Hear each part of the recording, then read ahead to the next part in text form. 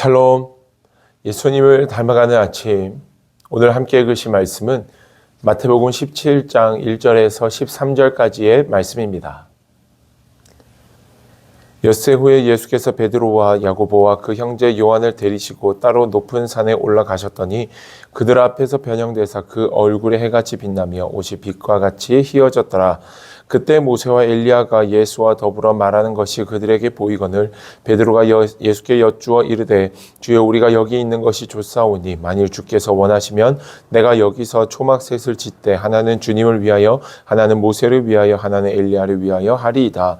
말할 때에 호련히 빛난 구름이 그들을 덮으며 구름 속에서 소리가 나서 이르되 이는 내 사랑하는 아들이요 내 기뻐하는 자니 너희는 그의 말을 들으라 하시는지라.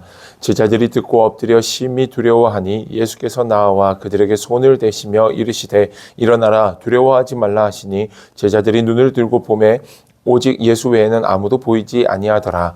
그들이 산에서 내려올 때에 예수께서 명하여 이르시되 인자가 죽은 자 가운데서 살아나기 전에는 본 것을 아무에게도 이르지 말라 하시니 제자들이 물어 이르되 그러면 어찌하여 서기관들이 엘리야가 먼저 와야 하리라 하나이까?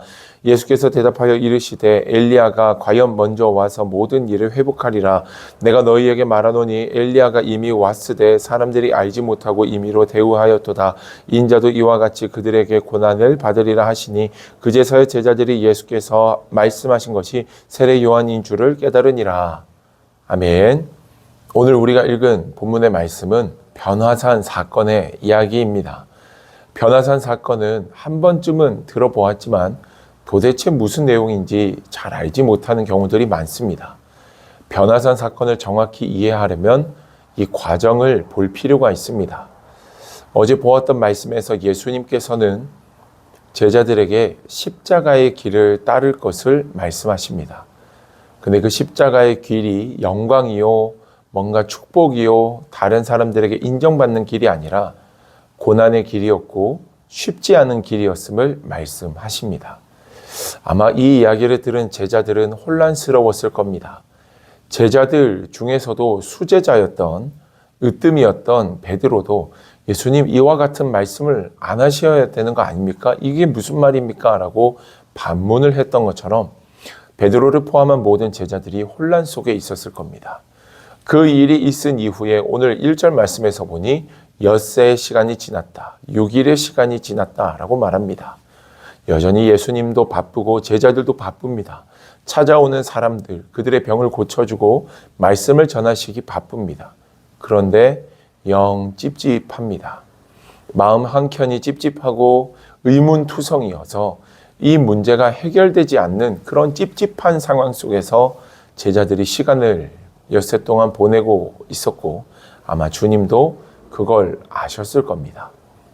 베드로와 요한, 야고보만 따로 빼서 높은 산으로 올라가 오늘 본문의 말씀처럼 예수님의 얼굴이 해같이 빛나고 옷이 해같이 빛나며 뿐만 아니라 엘리야와 모세와 함께 그곳에 있는 것을 제자들이 보게 하십니다. 여러분, 이 변화의 모습을 그 제자들에게 보여주심은 다른 것이 아닙니다. 첫 번째는 너희가 믿고 따르고 있는 예수는 진짜 하나님의 아들이며 이미 많은 선지자들이 예언했던 그 예언의 성취이다. 그들의 믿음을 더 견고하게 하기 위하여서 그들에게 구원의 믿음, 진짜 예수를 따르는 믿음을 더 견고하게 하고 더 강하게 붙들게 하기 위해서 이 변화산 사건을 제자들에게 보이셨음을 알 수 있습니다. 또한 두 번째로 이러한 사건을 보여주심은 제자들의 믿음을 단단하게 하여 예수님이 말씀하셨던 그 순종의 길, 그 십자가의 길을 가게 하기 위함이었습니다. 초막셋을 짓겠다라는 베드로에게 하늘에서는 이는 내 사랑하는 아들이다 라고 얘기하며 5절 말씀을 말미에 보면 그의 말을 들으라 라고 말합니다. 그의 말, 예수님의 말씀에 순종하라. 즉 예수님이 초청하셨던 그 십자가의 길로 걸어가라. 이것을 분명하게 하기 위하여서 이 변화산 사건이 있었던 겁니다. 사랑하는 여러분, 이 사건 이후에 이제 여전히 예수님도 제자들도 사역의 길을 똑같이 걸어갑니다. 그러나 이 사건을 경험한 베드로와 요한, 야고보만큼은 다른 제자들보다도 분명한 믿음 위에서 주님이 초청하신 그 십자가의 길, 순종의 길을 걸어가게 되었을 것이라 생각이 듭니다. 우리의 삶 가운데 주님이 특별한 은혜들을 보여주실 때가 있습니다. 생각하지 못했던 은혜, 또한 좌절과 절망 속에서 넉넉히 이겨내는 은혜 등 여러 가지 은혜로 우리 가운데 응답하시고 채우실 때가 있습니다.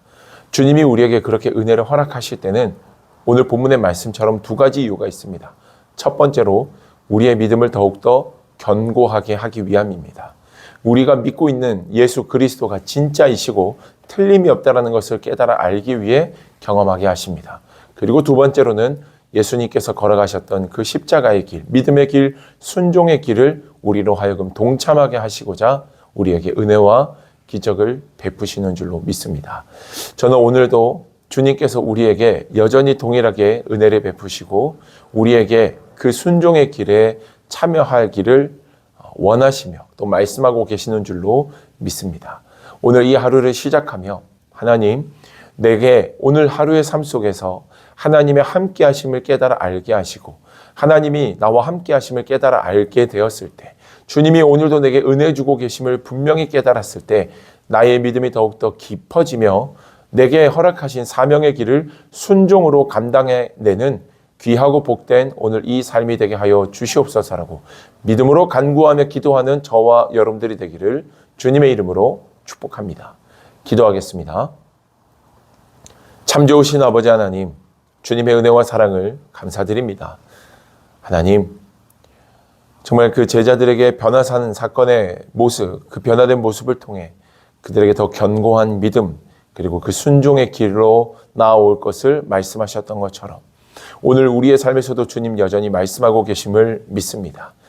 주님의 그 뜻을 분명히 깨달아 오늘 하루의 삶 속에서 어떠한 상황에 있든지 우리의 믿음이 더 깊어지며 삶의 작은 모습까지도 순종의 길로 나아가는 은혜가 있도록 복내려 주시옵소서. 주님 우리를 승리케 하시는 이 하루가 되기를 간절히 원하며 예수님의 이름으로 기도드립니다. 아멘.